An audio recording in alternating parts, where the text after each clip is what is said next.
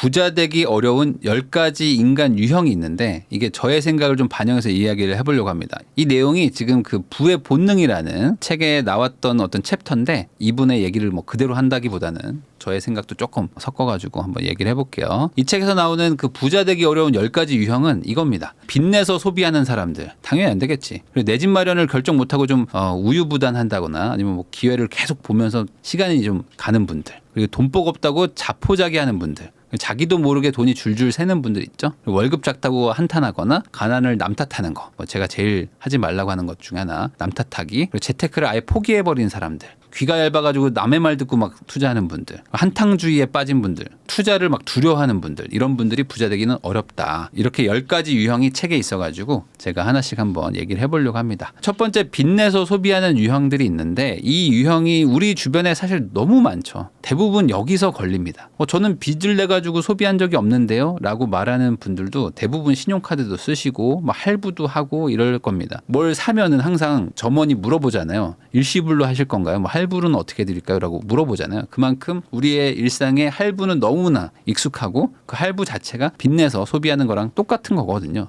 요즘에는 확실히 좀 줄었긴 하지만 힐링 여행 뭐 떠나보면 알게 될 거야. 뭐 이런 그림들 있죠. 이런 류의 그림들이 한 시대를 풍미를 했습니다. 그러면서 어떤 얘기를 했었죠. 내일 죽는다 생각해보라. 오늘 아끼는 것이 무슨 의미가 있는가. 이런 짤들도 많이 인터넷에 돌면서 감동받아가지고 그래 맞아. 지금은 인생을 즐길 때 하면서 떠났던 분들이 되게 많습니다.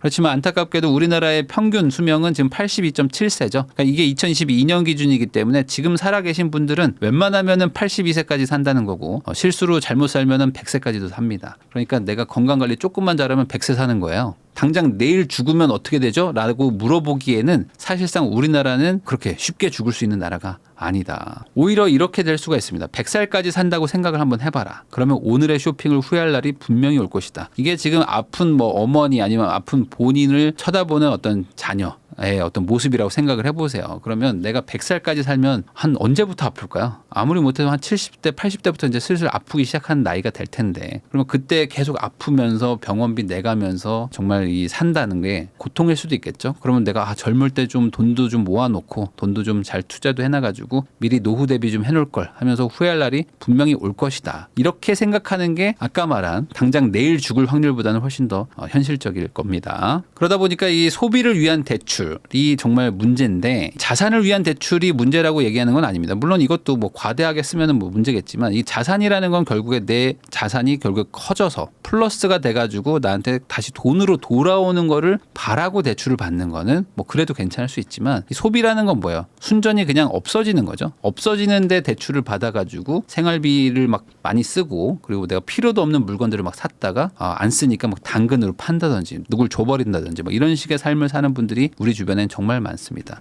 이런 분들은 어떻게 될까요? 빚이 많은 사람들은 우선 습관부터 고쳐야 되기 때문에 당장 투자를 한다거나 뭐 이럴 필요는 없고요. 빌린 돈들 그러니까 내가 그동안 썼던 거죠. 그 썼던 결과에 대한 책임을 지는 게 먼저입니다. 대출도 상환하시고 대출이 제로가 되면 다시 저축도 시작하시면서 다시 차근차근 모아가는 거죠. 이 실수라는 거는 없던 일이 되지 않거든요. 그러니까 실수를 없던 일처럼 생각하기 때문에 무리수를 두는 건데 실수한 거는 실수한 거고 나의 과거가 그렇게 돈을 썼다면 어떡하겠습니까? 앞으로 안 하면 되는 거죠. 그래서 지금부터 만회하기 위해서 2배 더 열심히 살면 되지 않을까라고 생각하시면 될 것 같습니다. 두 번째 유형이 이제 내 집 마련을 결정 못하는 건데 이거는 이제 이렇게 생각하시면 될 것 같아요. 내 집 마련을 못하는 분들은 이제 두 가지 부류가 있는데 정말 살 돈이 없어가지고 못 사는 분들이 있습니다. 그러니까 예를 들어 내 통장에 뭐 1,000만 원 있어, 2,000만 원 있는데 뭐 내가 뭐 아파트를 사고 싶어. 이건 뭐 안 되는 거잖아요. 뭐 빌라도 사기 쉽지가 않죠. 그러니까 살 돈이 없어서 못 사는 분들도 있지만 대부분의 제 영상을 보시거나 재테크에 관심을 갖는다 정도의 사람들은 살 돈이 없다기보다는 내가 가진 돈 대비 더 좋은 곳이 목표이기 때문에 못 사는 경우가 훨씬 많습니다. 그러니까 내가 가진 돈이 뭐 1억, 2억이면 이걸로 뭐 빌라를 살 수도 있고 오피스텔을 살 수도 있고 아니 조금 외곽에 뭐 오래된 아파트를 살 수도 있고 이럴 텐데 내가 보는 거는 아니란 말이지. 내가 보는 건 우리 동네에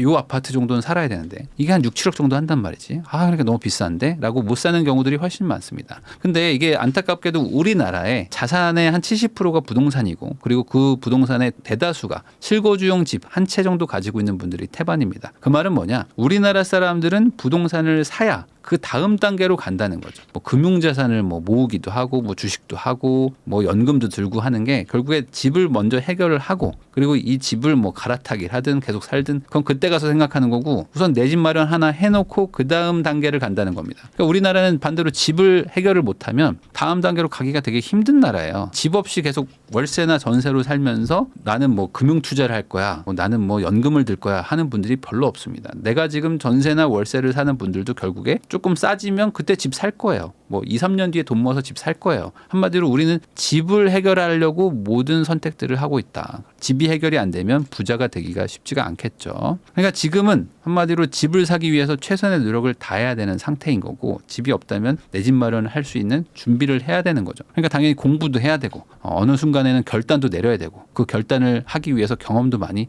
해봐야 되는 게 우리가 지금 할 일이긴 합니다. 자, 그러면 내가 이런 거를 한번 물어볼 필요가 있어요. 내가 가진 자금으로 내 자금이 얼마인지 모르겠지만 이걸로 살 수 있는 1000세대 이상의 아파트 단지는 뭐죠? 라고 제가 만약에 물어본다면 스스로 답할 수 있는가? 저는 지금 1억밖에 없는데 어떻게 1000세대를 삽니까? 왜 못 삽니까? 지방으로 가면 살 수 있죠. 제가 보고 있는 동네만 보고 있는 게 아니라 내가 가진 돈으로 살 수 있는 게 뭐지라는 거를 찾아보고 알아보는 게 사실 공부인데 나는 지금 돈이 없다고 생각하니까 공부도 하지 않고 뭐 준비도 하지 않고 아무것도 하지 않는다. 그러니까 이 질문에 대해서 스스로 답을 할 수 있다면은 내가 좀 공부를 하고 있는 거다라고 생각하시면 됩니다. 제가 지금 현금이 5억 있는데요. 그럼 1000세대 아파트 뭐 사죠? 우리 동네도 있겠지만 다른 동네도 있겠고 그리고 이 돈을 가지고 뭐 지방이나 광역시로 가면 더 좋은 아파트를 살 수도 있을 거 아닙니까? 내가 가진 돈을 가지고 살 수 있는 것들이 무엇인지를 찾아보는 것도 사실은 어떤 노력 중에 하나다. 지금이 공부하기 가장 좋은 시기 중에 하나죠. 지금은 움직임이 되게 느립니다. 막 지금 뭐 급등하는 것도 아니고 뭐 지금 뭐 하락 전환이 됐다고 해서 뭐 급락하고 있는 것도 아니죠. 지금은 뭐 한 달, 두 달 뭐 기다린다고 해서 뭐 상황이 막 엄청나게 바뀌고 그러지 않기 때문에 가장 공부하기 좋은 시기라고 볼 수도 있으니까 아까 제가 질문했던 거 한번 공부해 보시면 좋을 것 같습니다. 자, 그리고 세 번째가 돈복이 없다고 자포자기하는 겁니다. 이런 분들도 꽤 많습니다. 저도 옛날에 회사 다닐 때 이런 분들도 정말 많았고 그리고 이제 뭐 취업을 준비하고 있으신 분들도 많고 안정된 직장이 없는 분들도 사실 이런 생각을 하시는 분들도 많을 거예요. 근데 이게 사람은 말하는 대로 산다고 내가 돈복도 없다. 나는 뭐 인생 끝났다. 뭐 이번 생은 망했다라고 말하면 정말 그렇게 살게 됩니다. 이 부정적인 사람은 걱정을 하고 긍정적인 사람은 변화를 한다고 하는 것처럼 한탄을 할 시간도 뭐 필요하겠죠. 당연히 내가 힘든데 어떡하겠어요. 그렇지만 한탄만 한다고 바뀌는 건 없거든요. 그러니까 걱정만 한다고 뭐가 바뀌는 건 없습니다. 변화라는 거는 결국에 뭘 할 것인가 행동을 생각을 해내야 되고 그 행동을 하기 위해서 스스로 움직여야 되는 거 아니겠습니까? 그러니까 내가 부정적인 생각을 계속 머릿속에 막 나도 모르게 들어오겠지만 그걸 좀 떨쳐내고 긍정적인 생각으로 계속 좀 인위적으로 바꾸는 작업을 좀 하셔야 됩니다. 자, 그리고 네 번째 유형이 있습니다. 이 자기도 모르게 돈이 새는 유형인데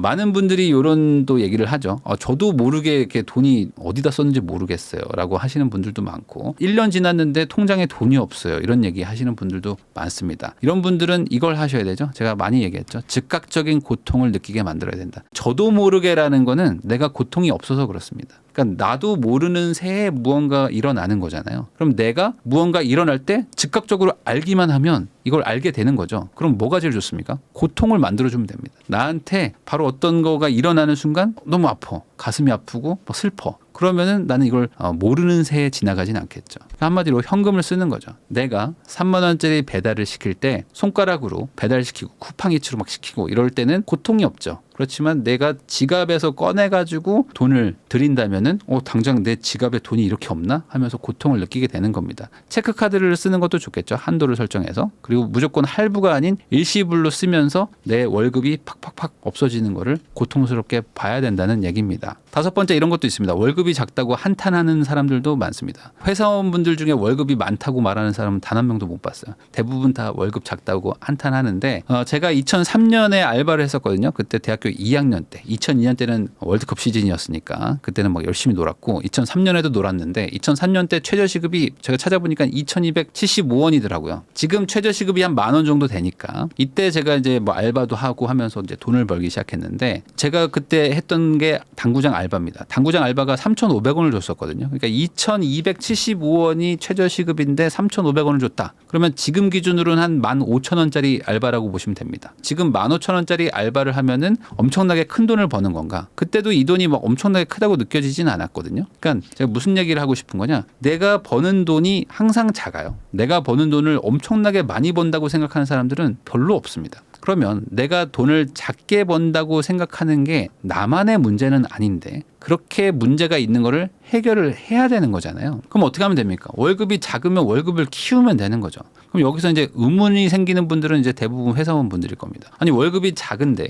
월급을 어떻게 키우냐? 아니 사장님이 주는 돈이 그게 뻔한 건데 월급 인상 뻔한 거 아닙니까? 라고 말하시는 거는 잘못된 생각이다. 한 4가지 방법이 있습니다. 그래서 기본적으로 우리 회사를 성장시켜요. 내가 열심히 성장을 시켜. 그래가지고 막 매출을 올려. 아니면 뭔가 손해보는 걸 막 개선시켜요. 그래가지고 누가 봐도 얘가 우리 회사에 기여한 금액이 얼마인지를 계산할 수 있게 내가 일을 열심히 하면 됩니다. 그 다음에 연봉을 달라고 요구를 하세요. 그러면 그 요구를 들어주는 회사가 있고 안 들어주는 회사가 있겠죠. 그럼 안 들어주는 회사라면 어떻게 하면 됩니까? 내가 회사를 성장시켰다는 이 레퍼런스가 있으니까 이걸 가지고 다른 회사로 이직을 하면 됩니다. 이직 준비를 또 해야죠. 월급이 작으면 월급을 키우라고 했기 때문에 월급을 늘려주지 않는 회사라면은 나와서 월급을 늘려주는 회사로 가면 됩니다. 근데 이것도 쉽지 않을 수도 있잖아요. 그러면 어떻게 하면 되죠? 내가 월급을 만들어내면 되는 거죠. 내가 250만 원 받던 사람에서 500만 원, 1000만 원이 되는 사람으로 바꾸는 거는 가장 빠른 게 내가 회사를 만들어서 내가 나한테 월급을 주는 겁니다. 그럼 창업하는 게 쉽냐? 당연히 안 쉽죠. 그러니까 이걸 하라는 거죠. 열심히 노력해서 회사를 성장시켜서 연봉을 요구하든 안 주면은 이력을 가지고 이직을 하든 아니면 이것도 어려우면 창업을 해가지고 내가 돈을 더 벌면 되는 것이고 이 3가지가 다 안 되면 어떻게 하면 돼요? 번 돈을 악착같이 모아가지고 돈을 불리는 투자를 하면 되는 겁니다. 결국에 회사를 키우든 내 이직 준비라든 창업 준비라든 투자를 하든 나의 돈 가치를 높이기 위해서 오늘 하루 무엇을 했는지 스스로에게 한번 물어볼 필요가 있습니다. 나는 오늘 내 가치를 높이기 위해서 무엇을 했는가? 6번째는 가난을 남 탓하는 겁니다. 모든 걸 내 탓으로 인정하는 순간 답을 찾게 될 것이다. 제가 항상 하는 얘기인데 내 탓으로 생각을 해야 그 다음부터 이제 문제 해결이 됩니다. 남 탓을 하는 순간 문제 해결이 안 되는 이유가 뭐죠? 남을 바꿀 방법이 없거든요. 저 사람이 문제야. 부모님이 문제야. 그러면 부모님이 알아서 돈을 잘 버시고 알아서 갑자기 막 정신을 차리시고 갑자기 막 사업도 하시고 막 하시면 좋겠는데 바꿀 방법이 없거든요. 남을 바꾸는 거는 너무 어렵습니다. 그러니까 그게 아니라 모든 게 다 내 탓이구나. 내가 문제구나라고 생각을 하면 그러면 내가 지금 뭘 해야지만 이 문제를 해결할 수가 있지? 라고 하면서 답을 찾게 되는 것이죠. 가장 안타까운 게 이겁니다. 부모를 욕하는 사람들이 많아요. 금수저, 은수저, 흙수저 얘기하는 것 자체가 내가 흙수저인데 라고 말하는 것 자체가 우리 부모를 욕하는 거나 마찬가지입니다. 우리 부모님이 경제적으로 너무 없기 때문에 내가 지금 이 상태다 라고 말하는 거나 마찬가지인데 그게 뭐 어찌 보면 내가 앞으로 열심히 살아갈 수 있는 뭐 원동력이 될 수도 있겠죠. 내가 흙수저이기 때문에 열심히 살아야 돼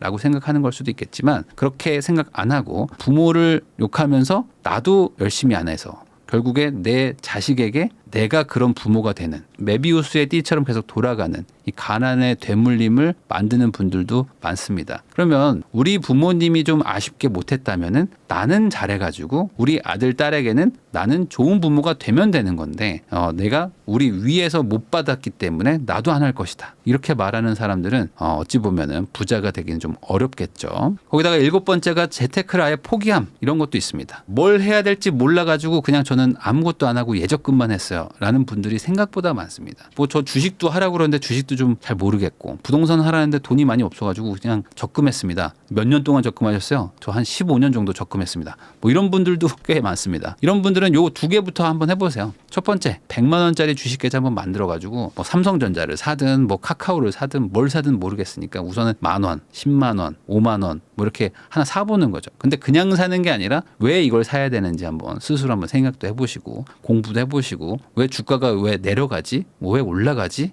이런 것들도 좀 보면서 내가 가진 게 왜 변화하는가? 왜 변화하지? 라는 거에 대해서 한번 관심을 가져보시면 이게 공부가 되거든요. 변화를 예측하고 따라가는 게 공부거든요. 그러니까 주식 계좌 만들어 보는 것도 한번 좋을 것 같고 부동산으로 하고 싶다. 그럼 그냥 우리 동네 가격 비교를 하면 됩니다. 우리 동네 아파트들이 좀 많이 있을 거 아닙니까? 어디든 다 아파트는 있으니까. 그럼 A라는 아파트, B라는 아파트, C라는 아파트가 가격 차이가 나면 왜 가격 차이가 나는 걸까? 10% 차이가 나면 정말 왜 저렇게 10% 차이가 나는 이유가 뭘지 한번 스스로도 생각도 해보고 중개사분도 뭐 찾아가 보고 그 아파트에 사는 주민이 있으면 말도 걸어보고 이런 식으로 해보는 게 어떤 그 시작이 될 수가 있습니다.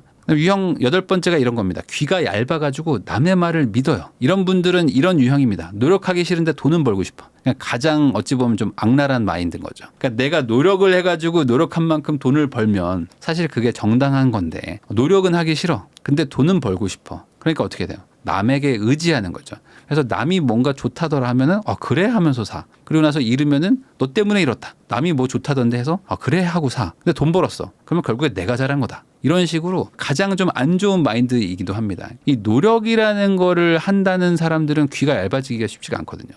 왜냐면 내가 어떤 판단할 수 있는 이 근거가 쌓이면 주변에서 뭐라고 하면 이 벽에 다 걸립니다. 그건 아닌 것 같은데? 내가 알아봤을 때 그 정도는 아닌 것 같은데? 하면서 나만의 주관이 생기는 거죠. 노력하기 싫은데 돈을 벌고 싶다? 그런 일은 잘 일어나지 않습니다. 나의 목표는 뭔지 이거를 한번 생각을 해보세요. 내가 좀 귀가 얇다 그러면 나는 뭘 하려고 이렇게 사는 건지, 그리고 그 목표를 나름 세웠다. 그럼 그걸 이루기 위해서 나는 지금 뭘 하고 있는가? 내가 그 목표를 달성하기 위해서 정말 이번 주를 열심히 그렇게 살았는가? 이렇게 한번 생각을 해보시는 것도 필요합니다. 아까 말했듯이 나의 주관이 서 있으면은 휘둘리지 않거든요. 그러니까 내 주관이 없다라고 생각하시고 내가 귀가 얇구나. 그러면 나는 지금 내 주관을 세워야 될 시기구나. 투자할 때가 아니구나. 라고 공부를 해보시는 게 좋을 것 같습니다. 그리고 9번째가 한탕주의에 빠지는 건데 투자금 곱하기 수익률이 수익이다. 뭐 간단한 거죠. 내가 투자금을 가지고 얼마만큼의 수익률을 올리면 내가 돈을 번 것이냐라는 이 간단한 공식이지 않습니까? 근데 한탕주의라는 건 뭐예요? 기본적으로 작은 투자금을 가지고 큰 수익을 얻겠다는 마인드인 겁니다. 자, 투자금은 작은데 수익은 높으려면 어떻게 해야 되죠? 이 수익률이 높아야 되는 거잖아요. 그러니까 한탕주의라는 거는 이 높은 수익률을 쫓는 거라고 보시면 됩니다. 높은 수익률을 쫓는 게 한탕주의라면 한탕주의를 안 하려면 어떻게 해야 돼? 아까 그 단순한 공식에서 높은 수익률을 쫓는 게 아니라 투자금을 키우는 방향으로 가는 게 내가 가야 될 정석적인 방향이라는 거죠.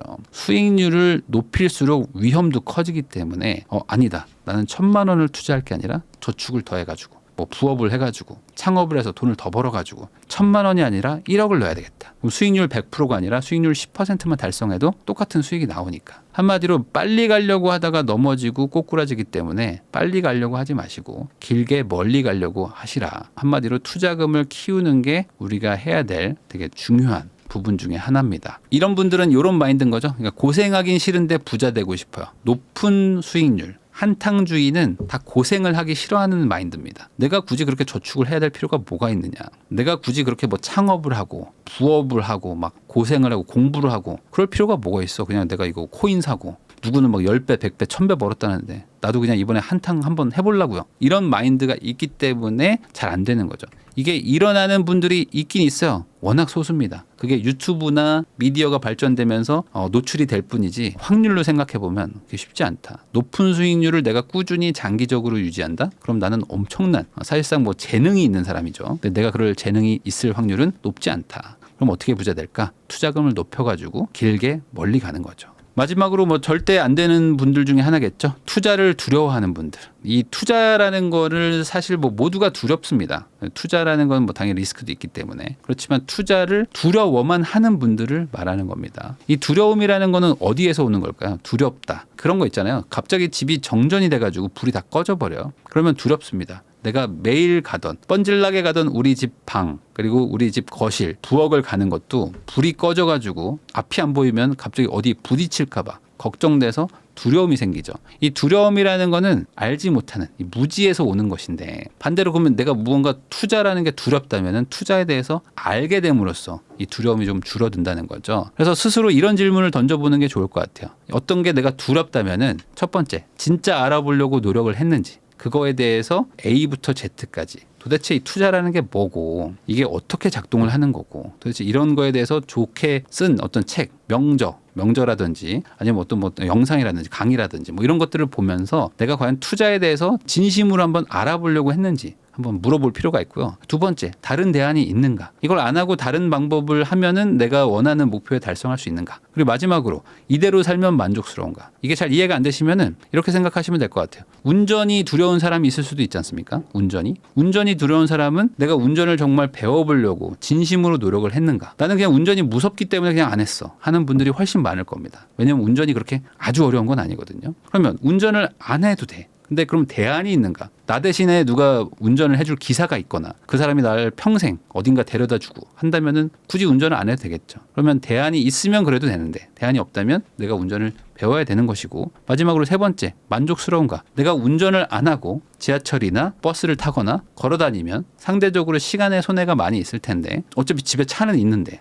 내가 운전이 두렵다고 운전을 안 하면 내 삶은 만족스러운가? 이 세 가지에 대해서 다 저는 괜찮은데 하면은 운전을 안 하면 되는 거죠. 이 위험이라는 거는 없애는 것이 아니라 관리하는 겁니다. 그래서 위험 없는 투자는 없기 때문에 두려움 없는 투자도 없죠. 그럼 어떻게 되는가? 두려움을 어떻게든 이겨내기 위해서 최대한 그걸 파고들고 배우고 어떻게든 알아내서 두려움의 크기를 좀 줄이려고 하는 거. 그게 결국에 이 위험을 관리하는 거라고 볼 수 있을 것 같습니다. 부자 되고 싶은 분들은 어떻게 하면 되죠? 제가 말한 이 10가지 안 되는 유형의 솔루션을 따라하면 되는 거죠. 솔루션을 따라 하셔가지고 나는 반대로 부자가 될 수 있는 사람으로 스스로를 좀 바꾸시면 될 것 같습니다. 저도 지난 날들을 한번 따져보면은 이 10가지 유형에서 어떻게든 좀 벗어나려고 노력하면서 살지 않았을까라고 생각도 한번 해보거든요. 영상 보시는 분들도 한번 오늘 찬찬히 한번 생각을 해보시고 내가 이런 유형에 좀 속하는 것 같은데 그럼 어떻게 해야 되지? 아까 제가 말한 대로 이런 걸 계기로 한번 시작을 한번 해보자 라고 스스로 한번 바꿔볼 수 있으면 좋을 것 같습니다.